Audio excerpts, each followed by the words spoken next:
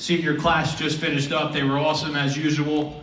You can hear a pin drop in here throughout the entire presentation. They met this fella out at a tournament out in PA, and he had a great story, so on and so forth, on what it's like to be down in the dumps and finish on top. And ladies and gentlemen, it's my privilege and honor to present to you Mr. Rich Jensen.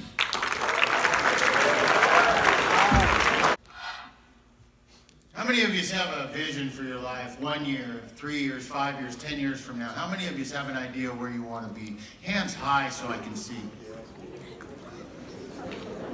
I remember in high school, I had a vision for my life. I wanted to be a student athlete. I wanted to go out and get an education. That was my vision. So I was sitting in that seat just like you, and I knew where I wanted to go. I would have raised my hand at the drop of a dime if you asked me if I had a vision for my life. I knew exactly where I was going to go. I knew exactly what I was going to do, and I had it all figured out.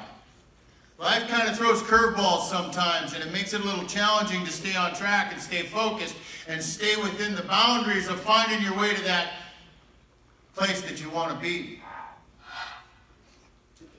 I know it's a struggle in high school today. You know, I know there's a lot of pressure on you to try to fit in and hang out and be part of and be accepted and wanted and needed. I think that's all we really want, is we want to be accepted, wanted and needed, a part of. That's all when it comes down to it. It doesn't matter what color you are. It doesn't matter what you wear, but that's what we really want. And it's hard not to have the label on the shirt. It's hard not to make sure your hair is just right. Make sure you talk right. Make sure you act right. That way you don't become a target. That way you can be a part of. It's hard to just be okay with okay. But I remember I had a vision for my life, and I knew where I wanted to go. I knew I wanted to be a college athlete. It was going to be easy because all I had to do was go off for the summer and go to college. And then 3 months later, and then I was going to be on my road to success. Life had a different plan for me, and it took 15 years for me to come back around to get to that place again. And depending on the choices that you make from here forward are going to determine if you take the easy road or the hard road.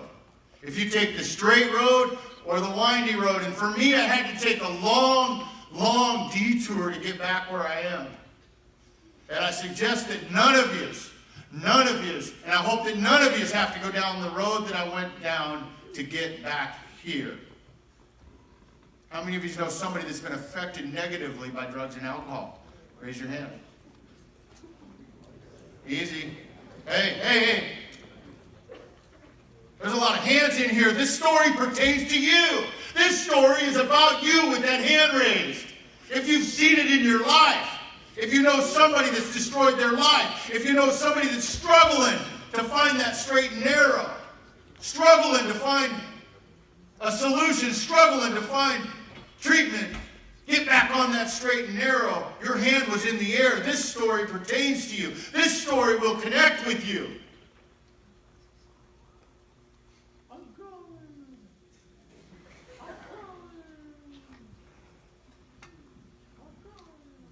I remember sitting at the homeless shelter 15 years ago, standing in line trying to figure out what happened.